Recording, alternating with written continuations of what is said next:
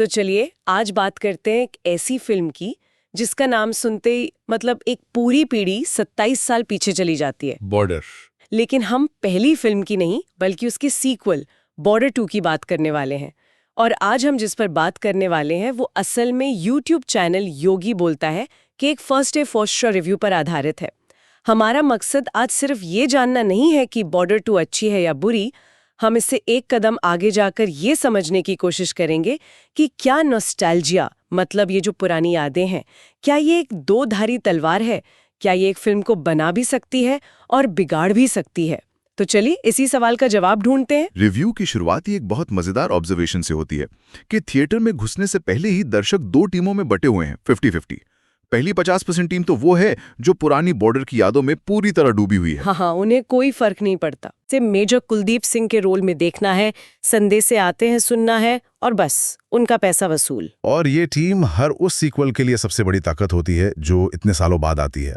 ये वो वफादार दर्शक हैं जो सिर्फ फिल्म देखने नहीं बल्कि अपनी जवानी या बचपन की एक सुनहरी याद को दोबारा जीने आते हैं। उनके लिए वो टिकट सिर्फ एक टिकट नहीं, एक टाइम मशीन है। एकदम सही। लेकिन फिर आती है दूसरी 50% टीम। ये भी फिल्म देखने जरूर जाएगी, लेकिन इनका इरादा वो बिल्कुल अलग है।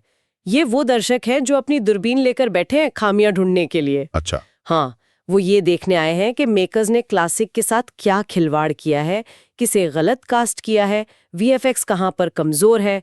मतलब देखना तो सबको है, लेकिन एक पूजा करने जा रहा है तो दूसरा पोस्टमार्टम करने। और यहीं पर नॉस्टैल्जिया के उस दो धारी तलवार का पहला पहलू सामने आता है। ये तो मुझे गदर 2 वाले पैटर्न की एक झलक लग रही है। हाँ बिल्कुल। वहां भी सनी देओल का एक्शन और नॉस्टैल्जिया ही सबसे बड़ा आकर्षण था, लेकिन कहानी और तकनीक पर खूब सवाल उठे थे।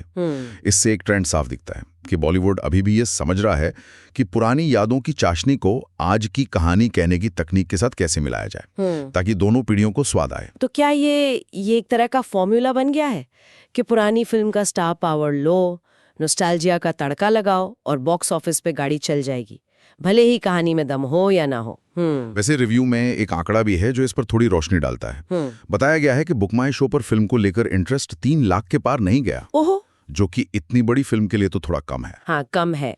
शायद ये इसी दूसरी टीम का असर है जो अब सिर्फ नाम से नहीं बल्कि असल कंटेंट देखने के बाद ही फैसला करती है। खैर, अब सीधे फिल्म के अंदर चलते हैं। रिव्यू के मुताबिक फिल्म का सबसे मजबूत खंभा जिस पर पूरी इमारत टिकी है वो है सनी देओल। रिव्यूअर के शब्द हैं, एक शेर की तरह बुलंद आवाज। कहा गया है कि वो फिल्म में एक ब्रिज की तरह है जो बाकी सभी किरदारों को और हमें मतलब दर्शकों को पुरानी बॉर्डर से जोड़ते हैं। और ये बहुत जरूरी था, मतलब अगर ये ब्रिज कमजोर होता तो पूरी फिल्म ढह जाती। सनी देओल का किरदार ही वो धागा है जो दर्शकों को 27 साल पुरानी यादों से बांधता है। उनका प्रभावशाली होना कहानी के लिए एक तरह से ऑक्सीजन की तरह था। हाँ, लेकिन रिव्यू में एक मजेदार बात भी कही गई है कि कुछ जगहों पर उनका दहाड़ना वो थोड़ा परेशान भी करता है। हाँ, अच्छा। मतलब मेकर्स ने उनकी आवाज का फायदा तो उठाया है, लेकिन शायद कहीं कहीं वॉल्यूम कुछ ज्यादा ही बढ़ा दिया है।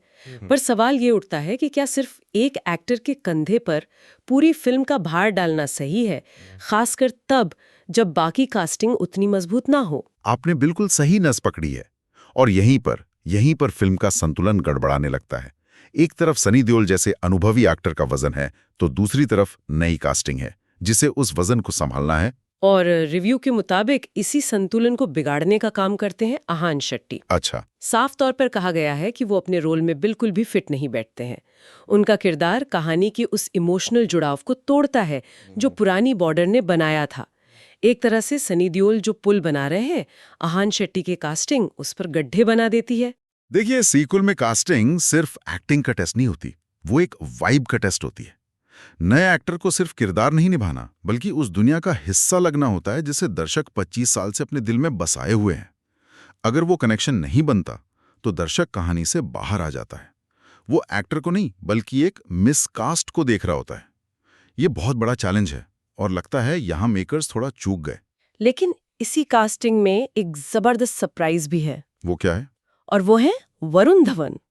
उन्हें फिल्म की घोषणा के बाद से ही उनकी स्माइल और एक्सेंट के लिए ट्रोल किया जा रहा था।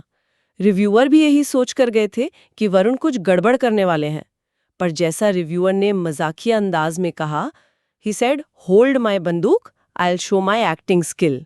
हाँ, मतलब वरुण धवन ने उम्मीद से कहीं बेहतर एक्टिंग की है। मतलब ट्रोलर्स को क्या जबरदस्त जवाब दिया, ये सुनने में मजा आ गया। कहा गया कि उनकी स्माइल तो उनका एक हिस्सा है, लेकिन अपने किरदार में वो काफी जमे हैं और उन्होंने सबको गलत साबित कर दिया। ये वरुण के लिए एक बड़ी जीत है, इसमें कोई शक नहीं। लेकिन मैं यहाँ एक और पहलू सामने रखना चाहूंगा। बताइए। क्या ये इसलिए भी है क्योंकि उनसे उम्मीदें ही बहुत कम थीं? कभी-कभी कम उम्मीदें एक्टर के लिए वरदान साबित होती हैं। दर्शक पहले से ही मानकर चलता है कि ये खराब करेंगे, और जब वो ठीक-ठाक भी कर लेते हैं तो वो प्रदर्शन शानदार लगने लगता है। ये बहुत दिलचस्प पॉइंट है। मतलब परफॉर्मेंस की तारीफ सिर्फ परफॉर्मेंस पर नहीं, बल्कि उसके आसपास बने माहौल और उम्मीदों पर भी निर्भर करती है। वैसे एक्टिंग डिपार्टमेंट में एक और मजबूत खिलाड़ी का जिक्र है, मोना सिंह। हाँ, वो तो बेहतरीन एक्ट्रेस हैं। उन्होंने एक फौजी की माँ का किरदार बहुत ही प्रभावशाली ढंग से निभाया है और उनका काम दिल को छूने वाला बताया गया है। तो एक्टिंग में भी एक तरह का उतार चढ़ाव है। सनी, वरुण और मोना मजबूत हैं तो आहान कमजोर कड़ी।